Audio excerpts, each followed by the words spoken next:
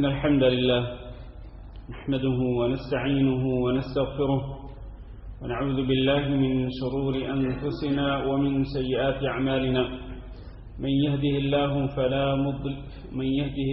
فلا مضل له ومن يضلل فلا هادي له وأشهد أن لا إله إلا الله وحده لا شريك له وأشهد أن محمدا عبده ورسوله اللهم صل على محمد وعلى آل محمد كما صليت على إبراهيم وعلى آل إبراهيم إنك حميد مجيد اللهم بارك على محمد وعلى آل محمد كما باركت على إبراهيم وعلى آل إبراهيم إنك حميد مجيد أما بعد فإن خير الحديث كتاب الله وخير الهدي هدي محمد صلى الله عليه وسلم وشر الأمور محدثاتها وكل محدثة بدعة وكل بدعة ضلالة وكل ضلالة في النار. أعوذ بالله من الشيطان الرجيم. يا أيها الذين آمنوا اتقوا الله حق تقاته ولا تموتن إلا وأنتم مسلمون. يا أيها الناس اتقوا ربكم الذي خلقكم من نفس واحدة وخلق منها زوجها وبث منهما رجالا كثيرا ونساء واتقوا الله الذي تساءلون به والأرحام إن الله كان عليكم رقيبا. يا أيها الذين آمنوا اتقوا الله وقولوا قولا سديدا يصلح لكم أعمالكم ويغفر لكم ذنوبكم ومن يطع الله ورسوله فقد فاز فوزا عظيما. محترم بھائیوں اور دوستو،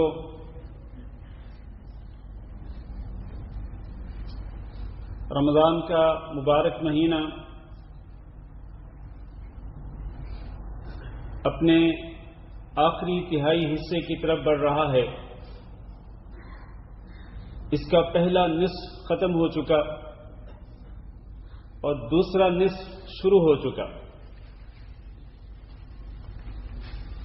اور یہ اپنے آخری تہائی حصے کی طرف یعنی اپنے آخری عشرے کی طرف بڑھ رہا ہے. اور جو آخری تہائی حصہ ہوتا ہے وہی اصل میں اہم ہوتا ہے. اب رات کا آخری تہائی حصہ دیکھیں، یہ اتنا اہم ہے کہ اس میں اللہ رب العزت اپنے عرش سے آسمان دنیا پہ تشریف لاتے ہیں،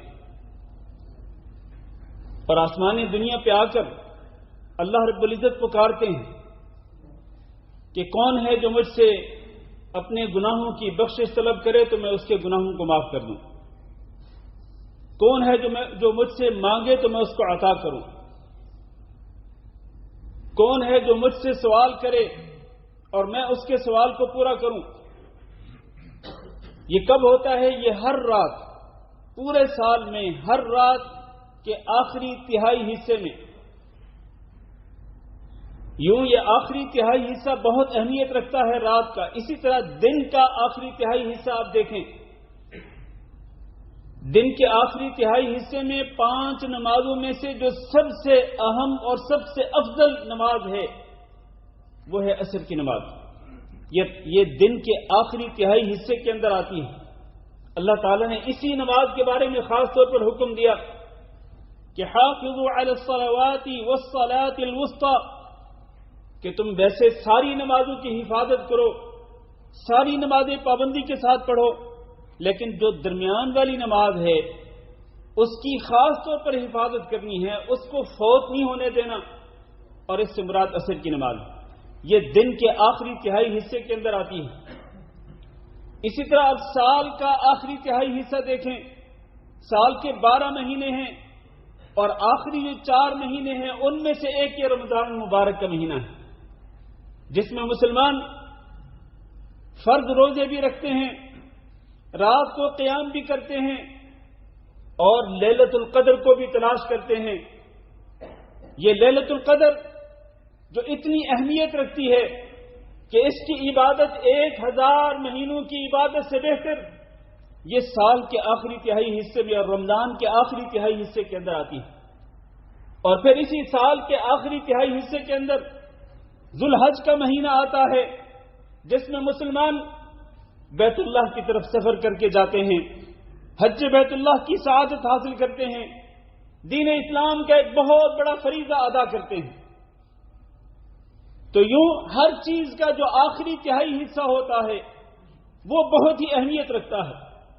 میرے عزیز بھائیوں، چونکہ رمضان کا آدھا حصہ گزر چکا، دوسرا حصہ شروع ہو چکا، اور اب ہم آہستہ آہستہ آخری عشرے کی طرف بڑھ رہے ہیں، تو مسلمان کے اندر جذبہ اطاعت اور فرما برداری بھی بیدار ہو جاتا ہے، مسلمان کا ولولہ بڑھ جاتا ہے، مسلمان کا شوق بڑھ جاتا ہے کہ میں نے، چونکہ یہ مہینہ اب آہستہ آہستہ ختم ہونے کو ہے، تو میں نے اس مہینے سے بھرپور فائدہ اٹھانا ہے۔ اگر پچھلے 15 دنوں کے اندر مجھ سے کوئی کمی کوتاہی ہو گئی تو میں اس کمی کوتاہی کو پورا کرنے کی کوشش کروں گا۔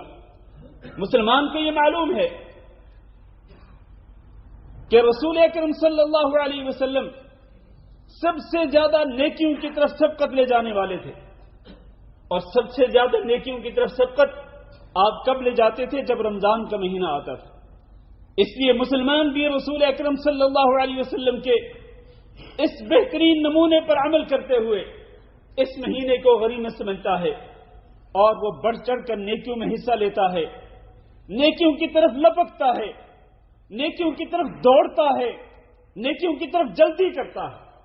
اس لیے کہ اللہ رب العزت نے قرآن مجید کے اندر اسی کا حکم دیا ہے، فاستبقوا الخیرات، تم نیکیوں کی طرف، نیک اعمال کی طرف لپکو، دوڑ کے جاؤ، جلدی جلدی جاؤ، یہ اللہ کا حکم ہے۔ اس لیے مسلمان اس مہینے کو اور اس مہینے کے آخری حصے کو غنیمت سمجھتے ہوئے وہ رمضان کے روزوں کے ساتھ ساتھ رات کی نفل عبادت بھی کرتا ہے، اور وہ اپنے ہر لحظے کو اللہ کے ذکر میں مشغول رکھتا ہے، اپنی زبان کو اللہ کے ذکر کے ساتھ تر رکھتا ہے، قرآن مجید کی تلاوت بھی کرتا ہے، قرآن مجید کو سمجھنے، اس کے ترجمہ کا مطالعہ کر کے، اس کی تفسیر کا مطالعہ کر کے اس کو سمجھنے کی بھی کوشش کرتا ہے، قرآن مجید سے نصیحت حاصل کرتا ہے، ذکر، اذکار، دعا، استغفار، توبہ اور اسی طرح صدقہ خیرات، یہ جو متنوع مختلف اعمال صالحہ ہیں، مسلمان لپکتا ہے ان اعمال کی طرف، اور اصل میں یہی شیوا ہونا چاہیے ایک مسلمان کا۔ اس لیے کہ اللہ رب العزت نے نیکیوں کی طرف لپکنے والے جو لوگ ہیں ان کی بڑی تعریف کی ہے۔ اللہ رب العزت نے ارشاد فرمایا سورۃ المومنون کے اندر، ان الذین هم من خشیۃ ربهم مشفقون، بے شک وہ لوگ جو کہ اپنے رب کی خشیت کی وجہ سے ڈرتے رہتے ہیں، رب کی خشیت کی وجہ سے ڈرتے رہتے ہیں، اور ڈر کر وہ اللہ رب العزت کی نافرمانی نہیں کرتے۔ والذین هم بآیات ربهم یؤمنون، اور جو اپنے رب کی آیات پر ایمان بھی لاتے ہیں۔ والذین هم بربهم لا یشرکون، اور جو اپنے رب کے ساتھ شرک بھی نہیں کرتے ہیں۔ والذین یؤتون ما آتوا وقلوبهم وجلة انہم الی ربهم راجعون، ان کی ایک صفت یہ ہے، نیکیوں کی طرف لپکنے والے، جلدی کرنے والے لوگوں کی ایک صفت یہ ہے کہ جب بھی کوئی نیک عمل کرتے ہیں ان کے دل میں خوف ہوتا ہے کہ کہیں یہ نیک عمل رد نہ کر دیا جائے۔ روزہ رکھ کر بھی اللہ سے ڈرتے رہتے ہیں کہ کہیں یہ روزہ رد نہ کر دیا جائے، رات کو نفل نماز پڑھ کر بھی اللہ رب العزت کے سامنے اشک ندامت بہاتے ہیں اور اللہ تعالیٰ سے معافی مانگتے ہیں، خصوصاً سحری کے وقت بار بار استغفار کرتے ہیں کہ کہیں یہ ان کی عبادت رد نہ کر دی جائے۔ قرآن مجید کی تلاوت کر کے بھی، ذکر اذکار کر کے بھی، صدقہ خیرات کر کے بھی ان کے دلوں کے اندر خوف ہوتا ہے کہ کہیں یہ عبادات رد نہ کر دی جائیں۔ اللہ نے ان کی یہ صفات ذکر کر کے فرمایا، اولئک یسارعون فی الخیرات، یہ وہ لوگ ہیں کہ جو نیکی کے کاموں میں جلدی کرتے ہیں، دوڑ کر جاتے ہیں، لپک کے جاتے ہیں، وہم لہا سابقون، اور یہ نیکی کے کاموں میں ایک دوسرے سے آگے بڑھنے کی کوشش کرتے ہیں۔ آج ہم دنیاوی معاملات کے اندر بینک بیلنس زیادہ کرنے کے لیے ہم ایک دوسرے سے آگے بڑھنے کی کوشش میں لگے ہوئے ہیں، دن رات ہم محنت کر رہے ہیں، اپنی توانائیاں کھپا رہے ہیں، کوشش محنت کر رہے ہیں کہ ہمارا بینک بیلنس زیادہ ہو جائے، اس کا اگر اتنا ہے تو میرا اس سے بھی زیادہ ہونا چاہیے۔ لیکن کیا ہم اپنا جو نیکیوں کا بیلنس ہے کیا ہم اس بیلنس کو بڑھانے کے لیے بھی ایک دوسرے سے آگے بڑھنے کی کوشش کرتے ہیں؟ یہ ایک لمحہ فکریہ ہے میرے عزیز بھائیوں. اسی طرح اللہ تعالیٰ نے سورۃ آل عمران میں ارشاد فرمایا لیسوا سواء من اہل الکتاب امۃ قائمہ یتلون آیات اللہ آناء اللیل وهم یسجدون. یہ سارے اہل کتاب برابر نہیں ہیں. ان میں سے ایک جماعت ایسی بھی ہے کہ جو رات کو کھڑے ہوتے ہیں اور رات کو کھڑے ہو کر اللہ رب العزت کی کتاب کی تلاوت کرتے ہیں رات کی گھڑیوں کے اندر, اور یہ سجدہ ریز رہتے ہیں, اور یؤمنون باللہ والیوم الآخر, یہ اللہ پر بھی ایمان لاتے ہیں, آخرت پر بھی ایمان لاتے ہیں. یأمرون بالمعروف, یہ دوسروں کو نیکی کی تلقین کرتے ہیں. وینہون عن المنکر, اور برائیوں سے منع کرتے ہیں. ویسارعون فی الخیرات, اور ان کی ایک صفت یہ بھی ہے کہ یہ نیکیوں کے اندر یہ لپک کے جاتے ہیں نیکیوں کے کاموں کی طرف, نیک اعمال کی طرف یہ جلدی کرتے ہیں, دوڑ کر جاتے ہیں. فرمایا اولئک من الصالحین, یہی وہ لوگ ہیں جو کہ صالحین میں سے ہیں, نیک لوگوں میں سے ہیں. تو اللہ تعالیٰ نے مختلف مقامات پر نیکی کی طرف لپکنے والے اور جلدی کرنے والے لوگوں کی تعریف کی ہے. اور آئیے ایک دو نمونے پیش کرتا ہوں. رسول اکرم صلی اللہ علیہ وسلم نے ایک دن اپنے صحابہ کرام کی مجلس میں پوچھا من اصبح منکم اليوم صائما, آج کے دن تم میں سے کون شخص ہے جس نے روزے کی حالت میں صبح کی؟ ابو بکر صدیق رضی اللہ تعالی نے کہا کہ میں نے آج روزہ رکھا ہوا ہے.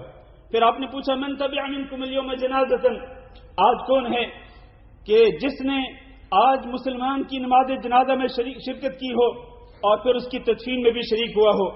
حضرت ابو بکر صدیق رضی اللہ تعالی نے کہا کہ میں نے کیا ہے یہ عمل.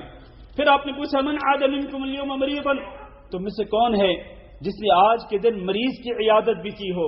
آپ کو معلوم ہونا چاہیے کہ جب ایک شخص مریض کی عیادت کے لیے جاتا ہے تو رسول اکرم صلی اللہ علیہ وسلم نے فرمایا کہ 70,000 فرشتے اس کے لیے مغفرت کی دعا کرتے ہیں. تو ابو بکر صدیق رضی اللہ تعالی نے کہا کہ آج میں نے مریض کی عیادت بھی کی ہے, یہ عمل بھی میں نے کیا ہے. پھر آپ نے چوتھا سوال کیا کہ تم میں سے کون ہے جس نے آج کے دن ایک مسکین کو کھانا کھلایا ہو؟ ابو بکر صدیق رضی اللہ تعالی نے کہا کہ یہ عمل میں نے کیا ہے. 4 سوال 4 اعمال کے بارے میں پوچھا نبی صلی اللہ علیہ وسلم نے. ایک ہی شخص چاروں مرتبہ اٹھ کر جواب دیتا ہے کہ اللہ کے رسول میں نے یہ کام کیا ہے, میں نے یہ کام کیا ہے. نبی کریم صلی اللہ علیہ وسلم نے فرمایا مجتمع فی امرئ الا دخل الجنہ, یہ 4 کام ایک دن کے اندر جو شخص کرتا ہے وہ جنت میں داخل ہو جاتا ہے.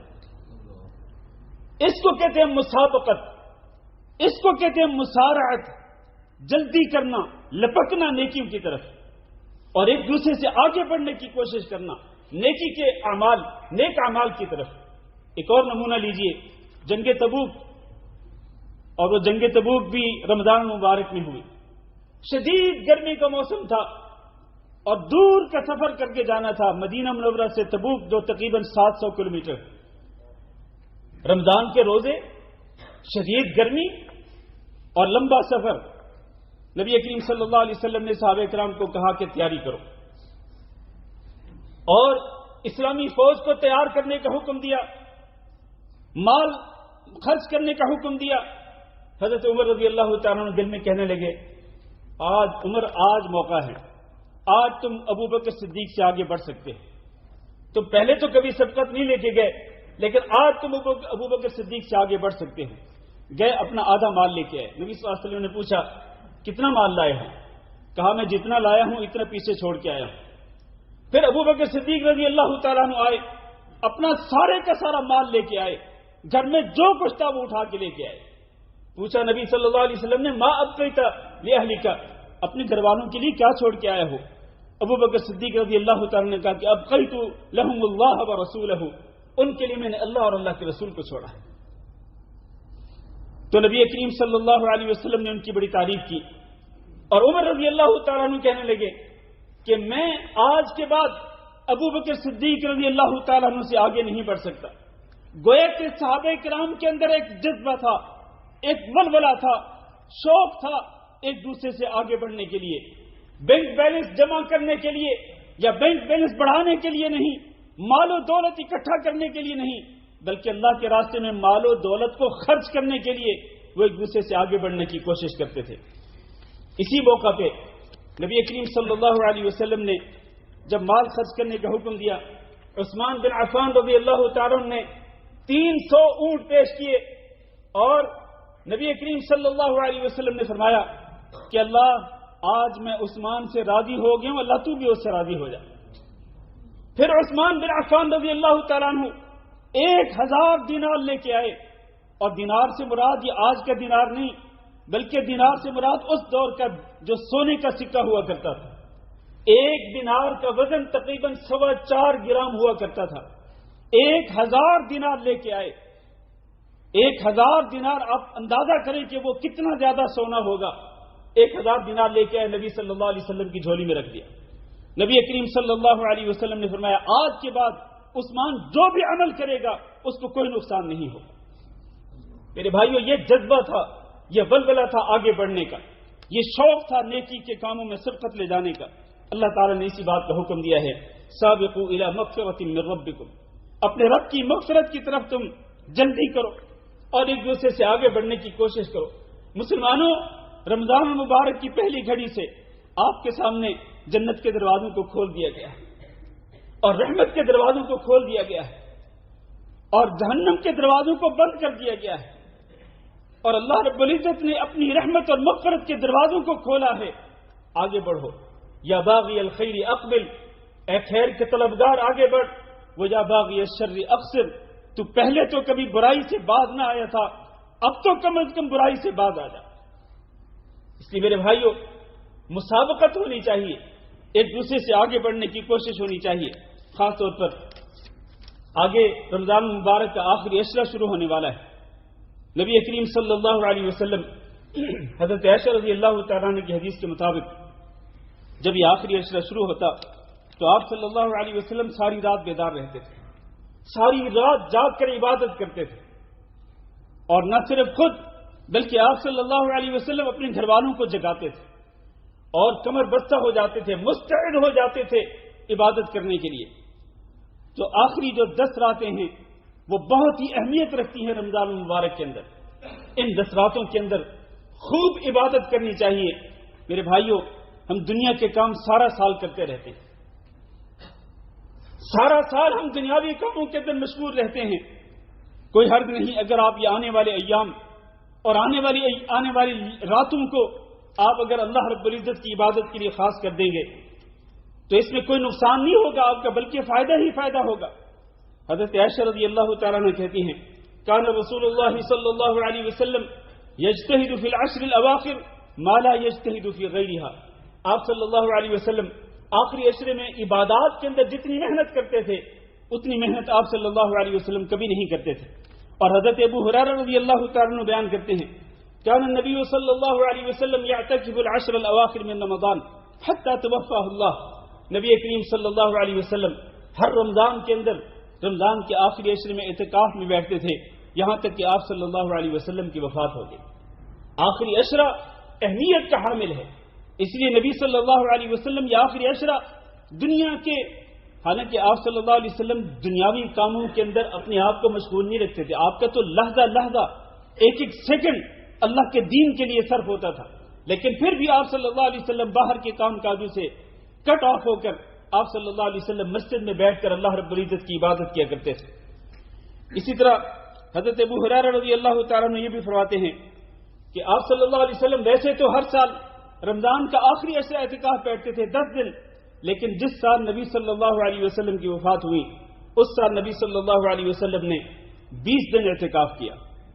اس لیے میرے بھائیوں، آنے والے ایام کو غنیمت سمجھیں، آنے والے ایام کا بھرپور فائدہ اٹھائیں اور آنے والی راتوں سے بھرپور فائدہ اٹھائیں، اور فرضی عبادات کے ساتھ ساتھ نفلی عبادات کا بھی خصوصی اہتمام کریں، یعنی نفل نماز ہو اور اسی طرح قرآن مجید کی تلاوت ہو، ذکر اذکار ہو، دعا ہو، استغفار ہو، توبہ ہو، ان اذکار کے اندر لپکیں، ان عبادات کی طرف آگے بڑھیں اور جلدی کریں، دوڑ کے جائیں ان عبادات کی طرف۔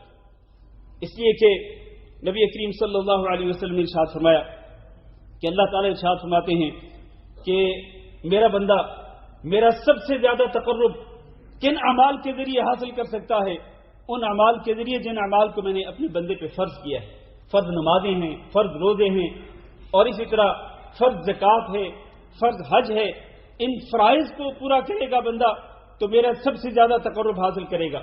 لیکن اس کے ساتھ ساتھ ایک بندہ اگر نوافل میں بھی اجتہاد کرتا ہے، نفلی عبادات بھی زیادہ سے زیادہ کرتا ہے، تو ایک سٹیج ایسا آتا ہے کہ میں اس سے محبت کر لیتا ہوں. اللہ اپنے بندے سے محبت کر لیتا ہے، اور فرمایا میں جب اپنے بندے سے محبت کر لیتا ہوں تو پھر میں اس کے تمام اعضاء کو، پورے جسم کو میں اپنی اطاعت اور اپنی فرمانبرداری میں لگا دیتا ہوں. پھر میرا بندہ مجھ سے جو بھی دعا کرے گا اس کی دعا کو بھی قبول کروں گا، اور جس شر اور جس نقصان سے میری پناہ طلب کرے گا میں اس کو اپنی پناہ میں بھی لے لوں گا. کہ میرے بھائیوں، ہمیں فرائض کے ساتھ ساتھ نفلی عبادات جو ہے ان کا خصوصی اہتمام کرنا ہے. خصوصاً آنے والے ایام اور آنے والی راتوں کے اندر اللہ تعالیٰ سے دعا کرتے ہیں کہ اللہ ہم سب کو اس کی توفیق دے، اور اللہ رب العزت اس پورے مہینے کو اور خصوصاً اس آخری عشرے کو ہم سب کے لیے باعث رحمت و مغفرت بنائے. اور اللہ رب العزت ہم سب گنہگاروں کو ان خوش نصیب لوگوں کی لسٹ میں درج کر دے، ہمارے نام لکھ دے ان خوش نصیب لوگوں کی لسٹ میں کہ جن کو اللہ تعالیٰ اس ماہ مبارک کے اندر خصوصی طور پر ایک خصوصی انعام سے نوازتا ہے، اور وہ ہے جہنم کی آگ سے آزادی کا پروانہ. اللہ تعالی ہم سب کو ان میں شامل فرمائے. استغفر اللہ لی ولکم ولسائر المسلمین فاستغفروہ انہ هو الغفور الرحیم.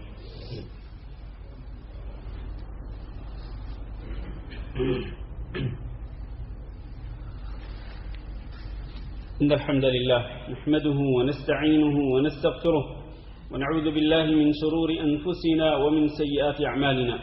من يهده الله فلا مضل له ومن يضلل فلا هادي له، وأشهد أن لا إله إلا الله وحده لا شريك له، وأشهد أن محمدا عبده ورسوله. اللهم صل على محمد وعلى آل محمد كما صليت على إبراهيم وعلى آل إبراهيم إنك حميد مجيد. اللهم بارك على محمد وعلى آل محمد كما باركت على إبراهيم وعلى آل إبراهيم إنك حميد مجيد. میرے عزیز بھائیو اور دوستو، نبی کریم صلی اللہ علیہ وسلم آخری عشرے کے اندر خصوصی طور پر قیام بھی فرماتے تھے، جس کو ہم قیام اللیل بھی کہتے ہیں، اور حقیقت میں یہ نماز تراویح بھی قیام اللیل ہی ہے، نماز تہجد بھی قیام اللیل ہی ہے.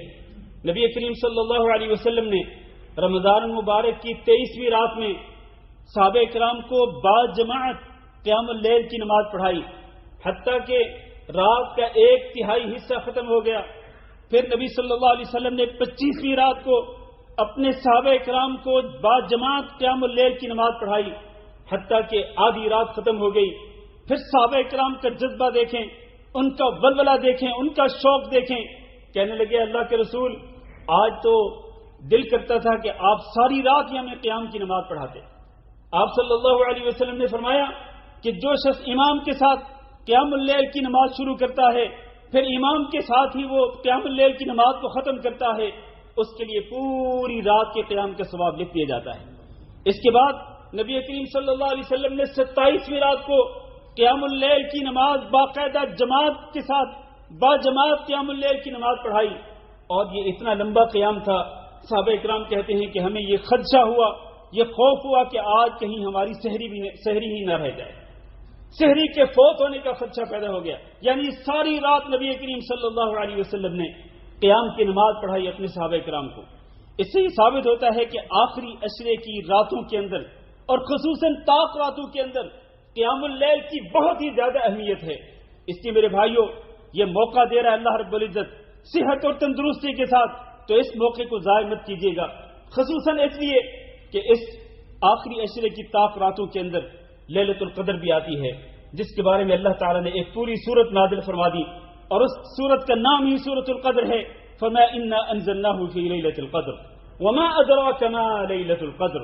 ہم نے قرآن مجید کو لیلۃ القدر جیسی بابرکت رات میں نازل کیا، اور آپ کو کیا معلوم کہ وہ رات کیا عظیم الشان رات ہے، اس رات کا مرتبہ کیا ہے، اس رات کی شان کیا ہے.